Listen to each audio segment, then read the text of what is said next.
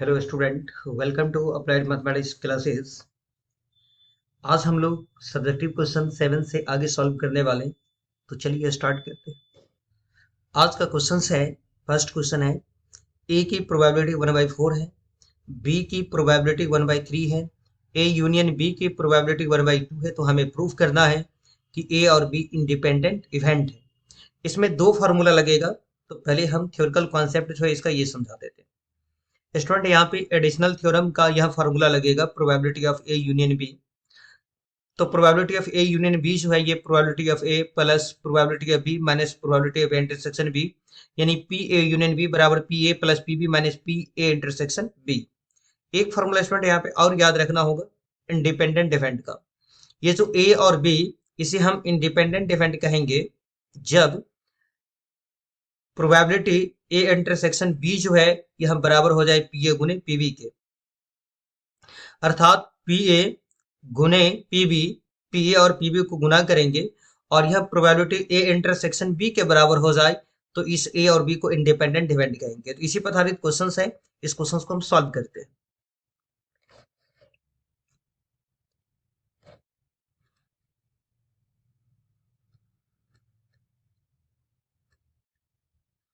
Student, यहाँ जो दिया गया है, ए का प्रोबेबिलिटी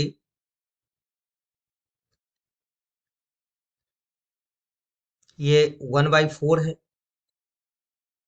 बी का प्रोबेबिलिटी 1/3 है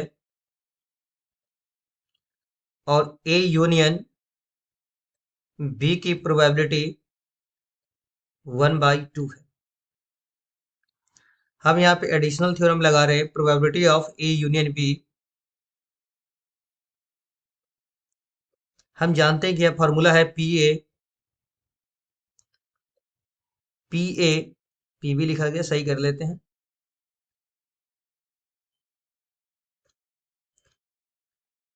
P A plus P B minus probability of A intersection B. P A union B का वैल्यू 1/2 है, पी ए का 1/4 है, पी बी का 1/3 है, minus probability of A intersection B.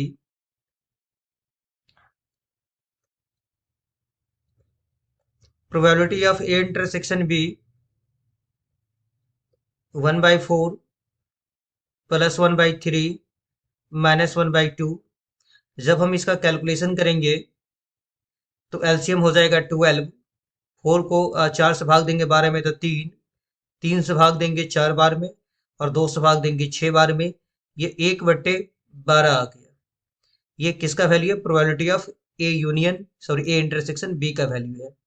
Probability of A intersection B का value है, probability A intersection B का value है।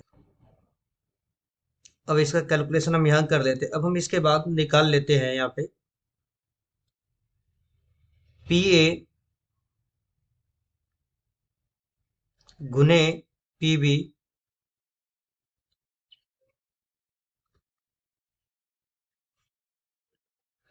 तो पी ए का मान है 1/4 और पी बी का मान है 1/3। गुना करेंगे तो ये 1/12 और यह किसके बराबर हो गया? Probability of A intersection B के बराबर हो गया। यानी पी ए गुने पी बी जो है ये पी ए इंटरसेक्शन बी के बराबर हो गया, जो अभी थ्योरिकल कॉन्सेप्ट समझाए थे। तो इसीलिए यानी hence A and B are independent events. Independent से फिर से लिख लेते हैं,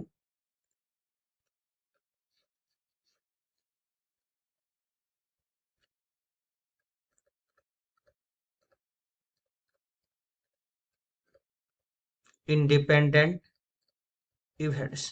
तो हेंस अतः ए और बी जो है यह इंडिपेंडेंट इवेंट्स है। नेक्स्ट क्वेश्चन पे स्टूडेंट, आज का सेकंड क्वेश्चन है यहाँ पे कि the probabilities of solving a problem for 3 students are 1/3, 1/4, 1/5 respectively.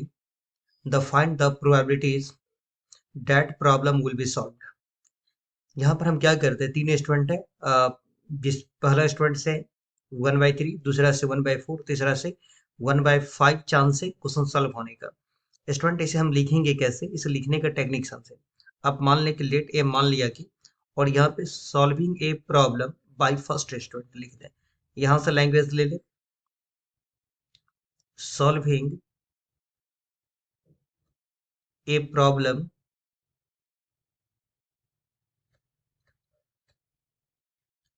Bye first student. B का मतलब है, आप पूरा लिख लें यहाँ पे, solving a problem by second student. और सी का मतलब है solving a problem by third student.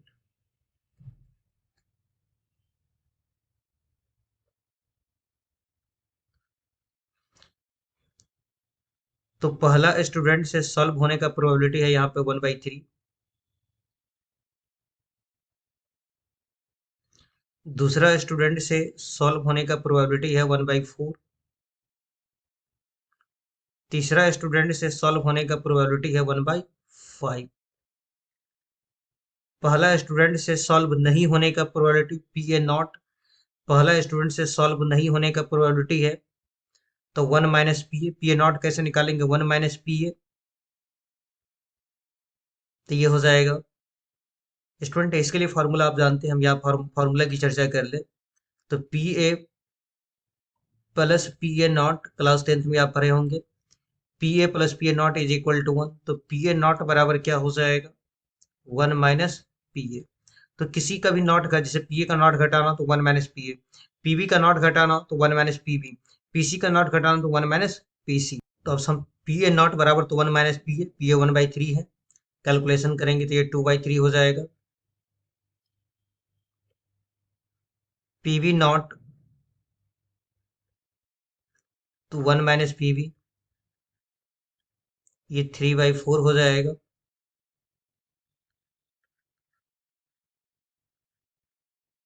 PC not तो 1 माइनस पीसी, ये 4/5 होगा।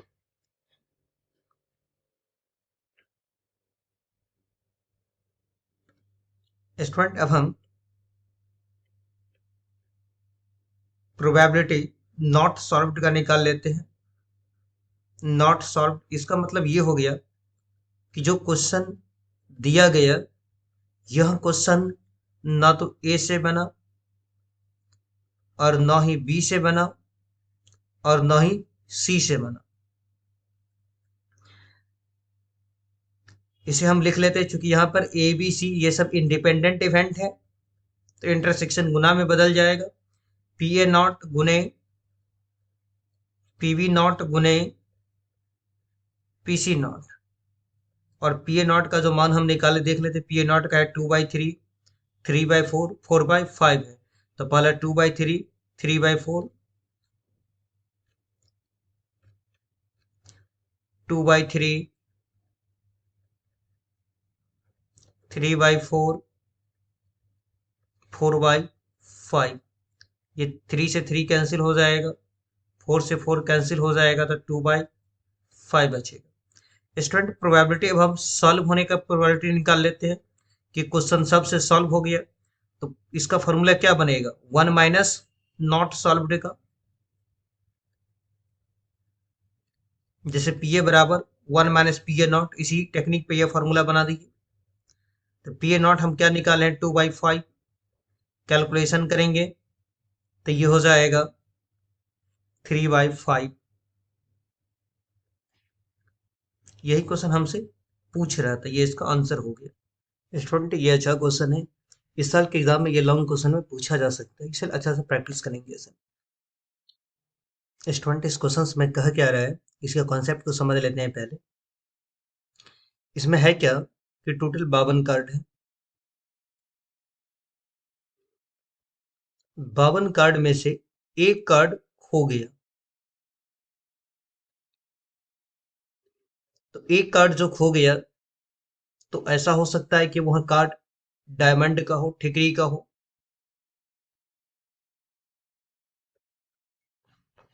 या ये भी हो सकता है कि ठिकरी का ना हो।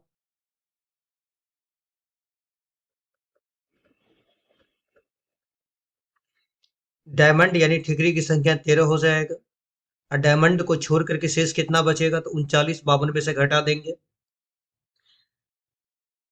52 कार्ड में से एक कार्ड खो गया, 52 कार्ड में से एक कार्ड खो गया, तो खोने वाला कार्ड हो सकता है कि डायमंड भी हो, ठिकरी भी हो, या हो सकता है कि नॉट डायमंड भी हो। जब एक कार्ड खो गया, तो उसके बाद हम इसमें से जब एक कार्ड खो गया तो टोटल 51 कार्ड बचेगा। 51 कार्ड में से हम दो कार्ड निकालें, 51 में से दो कार्ड निकालें, दोनों संजोग से डायमंड ठिकरी निकल गया। इसकी क्या संभावना है, जो शुरुआत में एक कार्ड खोया था वह ठिकरी का यानी कि डायमंड का कार्ड ही खोया था। स्टूडेंट, तो ऐसा हो सकता है यहाँ पे हम E1 E2 जो माने हैं, तो E1 का मतलब है कि हो सकता है कि शुरुआत में जो एक कार्ड खोया था, 52 में से एक कार्ड जो खोया था, तो E1 का मतलब कि खोया हुआ कार्ड डायमंड, E2 का मतलब कि खोया हुआ कार्ड डायमंड नहीं, E1 का मतलब lost card is diamond, E2 का मतलब lost card is not diamond. और ए का मतलब जब एक कार्ड खो गया, जब 51 को बचा ना, उसमें से दो कार्ड जब हम निकाले, तो ए का मतलब है कि two cards drawn are diamond, यानी कि दोनों कार्ड जो हम निकाले वो कौन सा कार्ड निकल गया, डायमंड हो गया।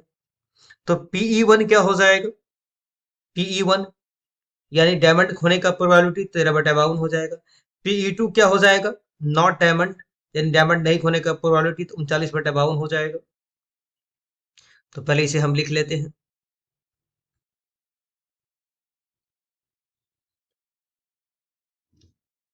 Pe1 ये लिखा गया,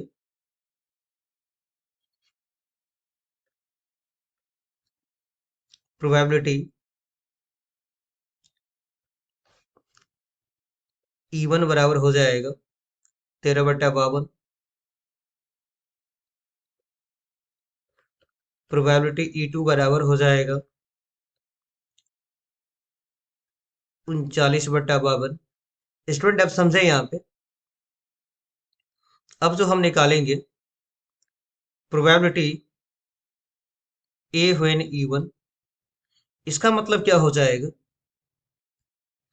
इसका मतलब हो जाएगा यहाँ पे, इसे पढ़ेंगे पहले कैसे, कि प्रोबेबिलिटी ए व्हेन E1 पढ़ेंगे। इसका मतलब ये कि ये जो ए घटना है यह होने वाला है, और E1 घटना हो चुका है। पढ़ेंगे प्रोबेबिलिटी ए व्हेन E1, ए घटना होने वाला है, E1 हो चुका है। E1 का मतलब लॉस्ट कार्ड इज डायमंड, यानी कि E1 का मतलब लॉस्ट कार्ड इज डायमंड, यानी कि डायमंड वाला कार्ड खो गया।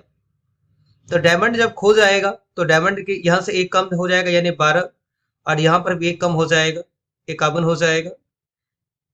एक कार्ड जो है खो गया, तो यहाँ पे अब हो गया 12, और यहाँ पे अब हो गया 51।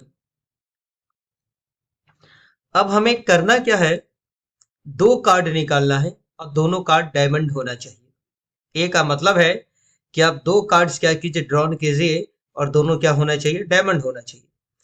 तो चलिए अब हम दो कार्ड निकालना शुरू करते हैं। अब एक बार में दो कार्ड नहीं निकाले, बारी बारी से पहले एक कार्ड निकाले, और दोनों डायमंड होना चाहिए। तो एक हम निकालते हैं पहले, तो डायमंड की प्रोबेबिलिटी बोलिए क्या हो जाएगा, तो डायमंड की संख्या बटे टोटल संख्या, दो डायमंड निकालना है लेकिन पहले एक ही निकालेंगे, बाद में दूसरा निकालेंगे।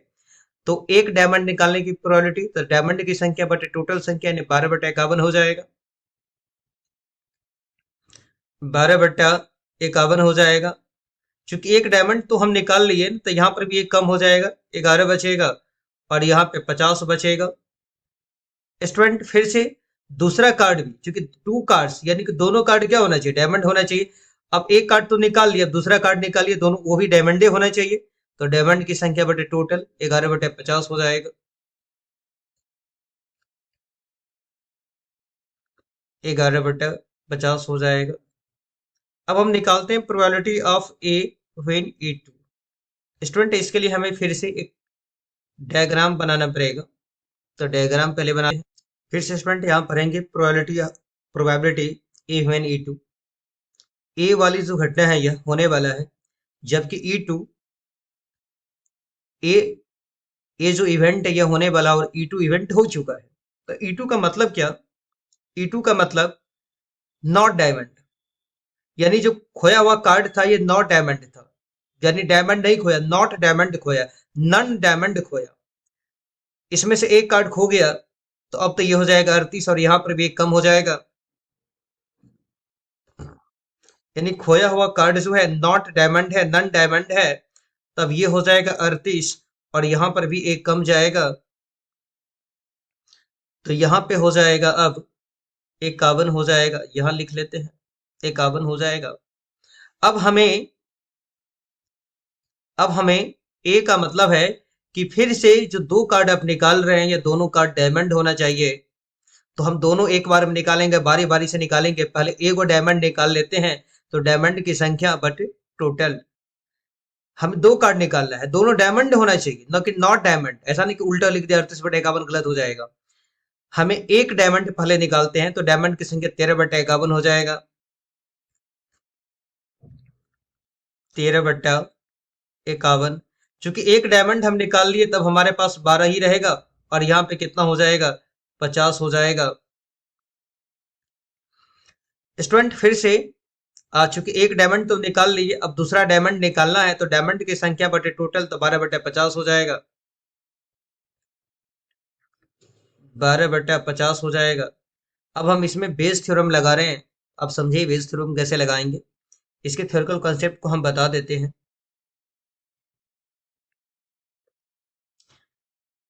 स्टूडेंट बेस थ्योरम में है क्या, जैसे प्रोबेबिलिटी ऑफ आयत इवेंट व्हेन ए, आप इसको उल्टा कर देंगे यहाँ पे, जैसे ई आई व्हेन ए है तो ए को ऊपर लिखेंगे, ई आई को नीचे में, और टोटल थ्योरम यहाँ पे लिखेंगे। टोटल मतलब probability of A when E one into P E one plus P A when E two P E two, जितना दिया हुआ है हमारे इस क्वेश्चन में जो अभी सॉल्व करने वाले इसमें बस दो ही दिया हुआ है। चलिए क्वेश्चन को सॉल्व करते हैं ना, इस ये थ्योरम है, आप इसे एक बार बस पढ़ लेंगे। अब देखिए हम कैसे लगाते हैं, समझ में और आसानी से आ जाएगा। बाय बेस थ्योरम,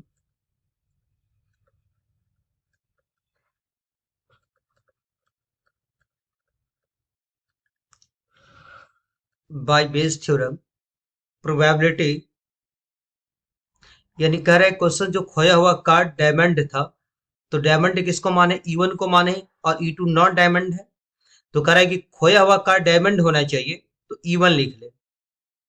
व्हेन ए, अब इसका फॉर्मूला अलग है, तो अब इसको उल्टा कर दे, उल्टा, यानी कि ए को पहले लिख ले और E1 को नीचे में, और जिसको नीचे में लिखे PE1 इसे PE1 से गुना कर दें।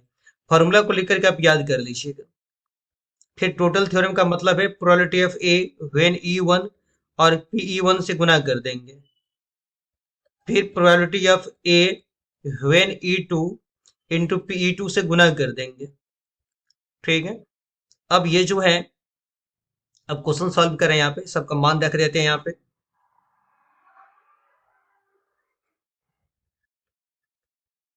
तो देखिए P व्हेन, इसका मान है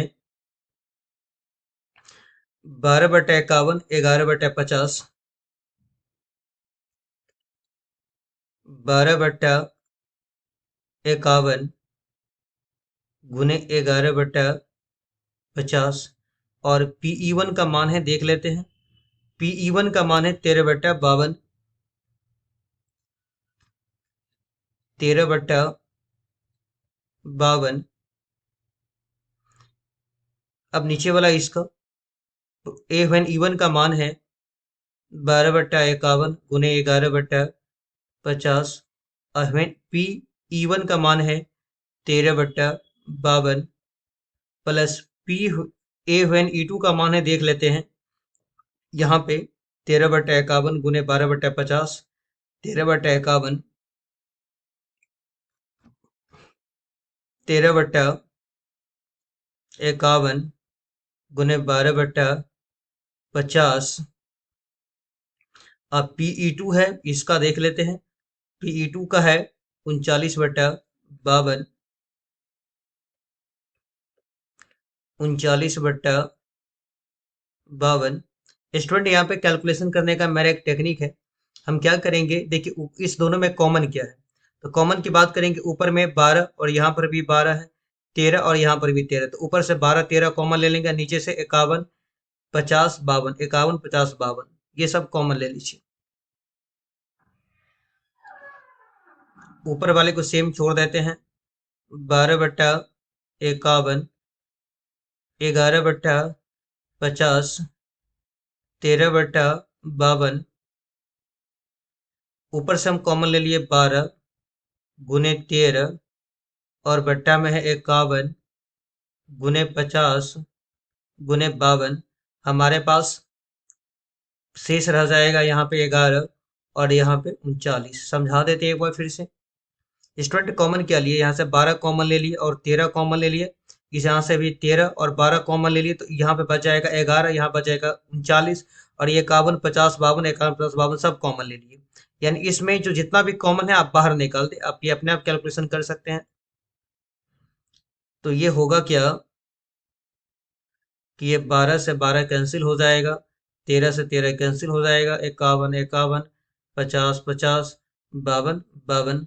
तो आप देख रहे हैं कि आपके पास जो बचेगा यह है 11/50। ये इसका आंसर हो जाएगा। अब नेक्स्ट क्वेश्चन पे चलते हैं। 10 के बाद 11 पे चलते हैं। स्टूडेंट इसी पे आधारित ये जो क्वेश्चन है, इसी पे आधारित क्वेश्चन 2022 में भी पूछा है। यहाँ पे 9 और 10 रख दिया, सेम क्वेश्चन है, यहाँ पे 9 लिखा हुआ है और यहाँ पे 10 लिखा हुआ है। ये क्वेश्चन बना रहे और 2022 का क्वेश्चन बनाने की कोशिश करेंगे, बन जाएगा। What is the chance of getting 7 और 11 विद 2 डाइस, बोल रहा है।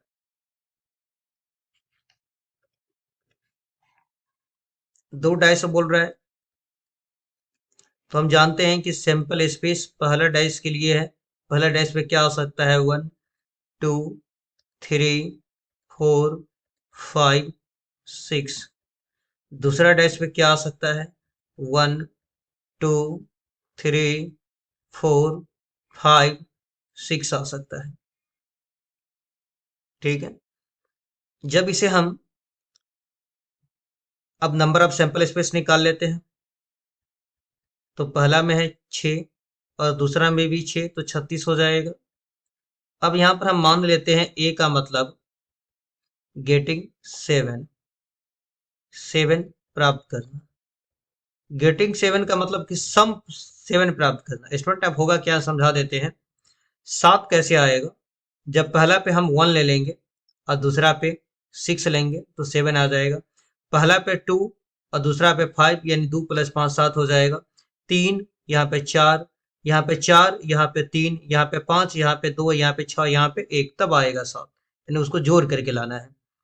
तो पहला पे हमें लेना पड़ेगा 1, तो दूसरा पे 6, जब दोनों को जोड़ेंगे 7 हो जाएगा। पहला पे 2, दूसरा पे 5, पहला पे 3, दूसरा पे 4, 4 5 5, उल्टा लिख दिया स्टूडेंट, हम यहाँ पे सही कर लेते हैं।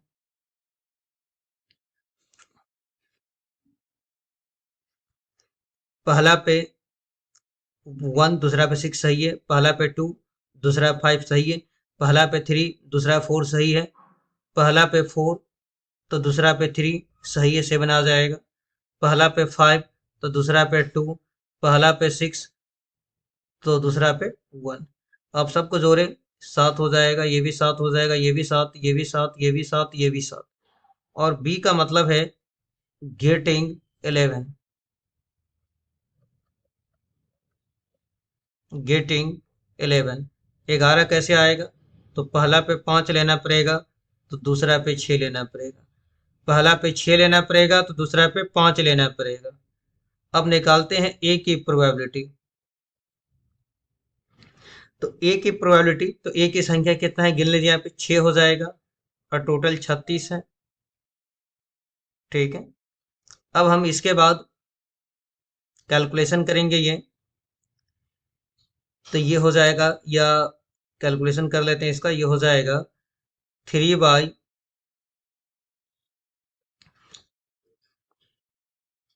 तीन से कैलकुलेशन करेंगे, 6 से कैलकुलेशन हो जाएगा।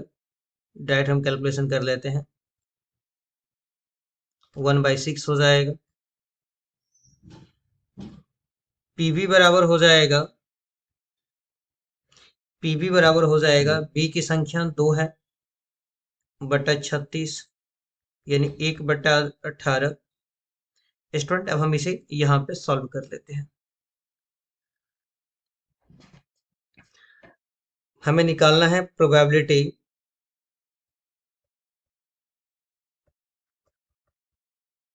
ऑफ गेटिंग 11, 7 और 11 लिखा हुआ है, 7 और 11। स्टूडेंट इसके लिए एक ट्रिक याद रखिए, और रहेगा तो प्लस कर देना है। हम यहाँ पे ट्रिक भी लिख देते हैं, और रहेगा तो और के लिए प्लस करें, और एंड लिखा रहेगा तो एंड के लिए मल्टीप्लाई करें, गुना करें। ये ट्रिक जरूर याद रखेंगे, क्योंकि यहाँ पे और है, 2022 में भी क्वेश्चन पूछा हुआ तो इसी पे आधारित था। तो प्रोबेबिलिटी ऑफ गेटिंग 7 और 11 है यहाँ पे, तो इसका फॉर्मूला हो जाएगा probability of A plus probability of B. और है ना यहाँ पे, और लिखा हुआ है, ये जो और लिखा गया है, और ही के लिए हम प्लस कर रहे हैं यहाँ पे। अगर यहाँ पे एंड रहता तो गुना कर देते हैं। तो ए का प्रोबेबिलिटी है 1/6 और बी का 1/80, यानी एलसीएम 18 हो जाएगा। 36 18, 3 + 1 यानी 4/18, 2 बटा क्या हो जाएगा 9। अब हम चलते हैं नेक्स्ट क्वेश्चन पे। स्टूडेंट इस क्वेश्चन में है क्या, odds are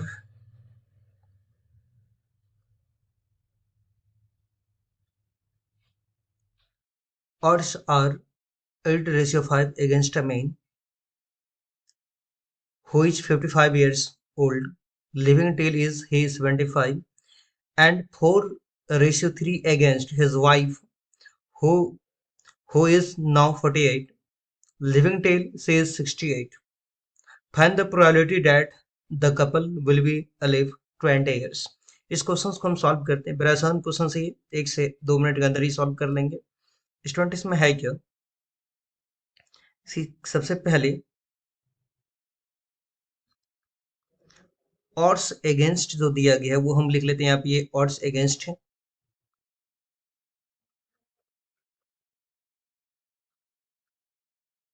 ये क्वेश्चन स्टूडेंट सबसे आसान होता है, इस टाइप का क्वेश्चन आए तो 1 मिनट में बन जाना चाहिए। ऑड्स अगेंस्ट ऑफ हस्बैंड, ये ऑड्स अगेंस्ट का रेशियो दिया हुआ है 8/5। ये किसका, ऑड्स अगेंस्ट का। तो इसी से आपको ऑड्स इन फेवर निकालना हो तो कैसे निकालेंगे, ऑड्स इन फेवर निकालना हो जिसका हस्बैंड का, ये थोड़ा सा प्रैक्टिस कर लेंगे। यहाँ मार्क करके हम समझा रहे हैं। ये ऑड्स अगेंस्ट दिया हुआ है 8/5, और इसी से ऑड्स इन फेवर निकालना हो तो ये जो सेकंड है ये बी, ये फॉर्मूला होता है B/A+B होता है। ऑड्स अगेंस्ट अगर A/B है, ऑड्स अगेंस्ट अगर A/B है तो ऑड्स फेवर का फॉर्मूला हो जाएगा B/A+B। क्या हो जाएगा, B/A+B। ऑड्स अगेंस्ट का फॉर्मूला A/B है तो ऑड्स फेवर का हो जाएगा B/A+B, यानी कि 5/8+5। तो ये हो जाएगा 5/13 हो जाएगा। नेक्स्ट जो दिया गया है ये वाइफ का दिया गया है। ऑड्स आप देख सकते हैं यहाँ पे, ये जो दिया गया है ऑड्स अगेंस्ट ऑफ वाइफ का दिया गया है 4/3। तो ऑड्स इन फेवर इसका भी निकाल लेते हम। Odds in favour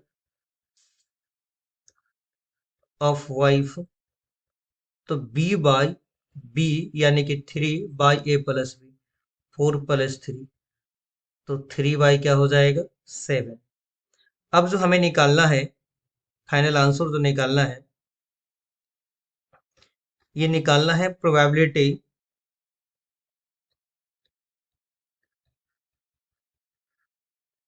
probability of couple,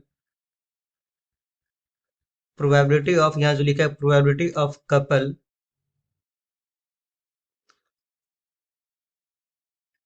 couple for living 20 years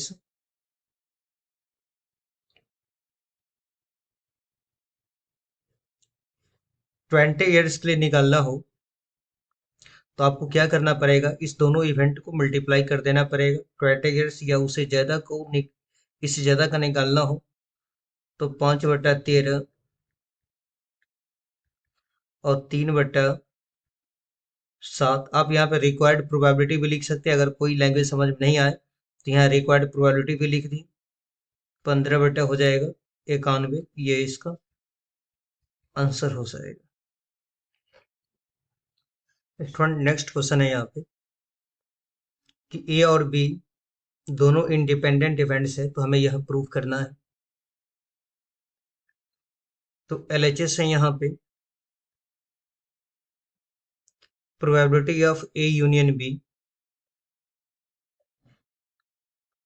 तो स्टूडेंट यहाँ एक फॉर्मूला पता होगा कि पी ए नॉट को हम क्या लिख सकते हैं, 1 - पी ए लिख सकते हैं।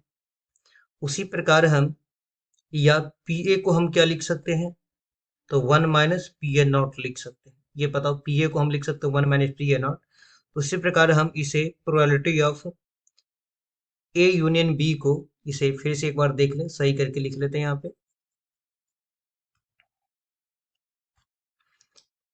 1 - probability of A union B का नॉट लिख सकते हैं। ये कैसे लिख लिए, इसके कॉन्सेप्ट को भी हम यहाँ लिख रहे हैं,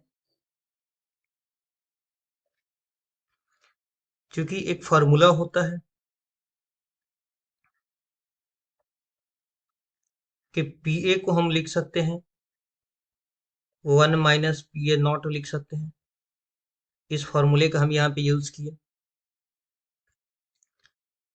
अब है क्या, यहाँ पे एक फॉर्मूला और हम यूज कर लेते हैं, जो पहले क्लास में पहला लेक्चर में समझाए थे कि ए यूनियन बी का कंप्लीमेंट हो। ये डिमॉर्गन्स लॉ है, तो कंप्लीमेंट ए पे आ जाएगा और यूनियन इंटरसेक्शन में बदल जाएगा। ये डिमॉर्गन्स लॉ में हम बता चुके हैं, ये कंप्लीमेंट ए पे आएगा और बी पे आएगा और यूनियन इंटरसेक्शन में बदल जाएगा। तो 1 - probability of A not union intersection में बदल जाएगा। क्योंकि ये पता होगा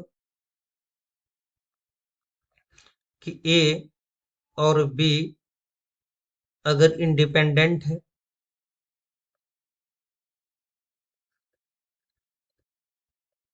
इंडिपेंडेंट इवेंट है तो A not and B not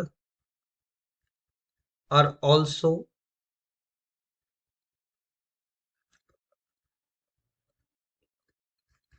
independent events होगा।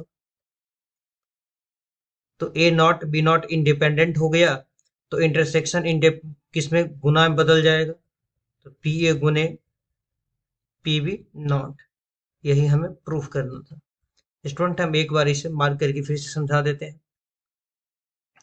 तो इसे ए मान ले, तो पी ए को हम लिख सकते हैं 1 - पी ए नॉट। इस नॉट ब्रैकेट को जब हम खोलेंगे तो A not B not union intersection में बदल जाएगा। क्योंकि ए नॉट बी नॉट के बारे में, अगर ए और बी इंडिपेंडेंट, ये तो बुक में यहाँ पे दिया गया है, ए और बी इंडिपेंडेंट है। अगर ए और बी इंडिपेंडेंट है तो ए नॉट बी नॉट भी इंडिपेंडेंट होगा।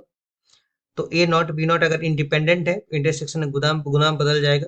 यही क्वेश्चन था, प्रूफ करना। अब नेक्स्ट क्वेश्चन पे हम चलते हैं।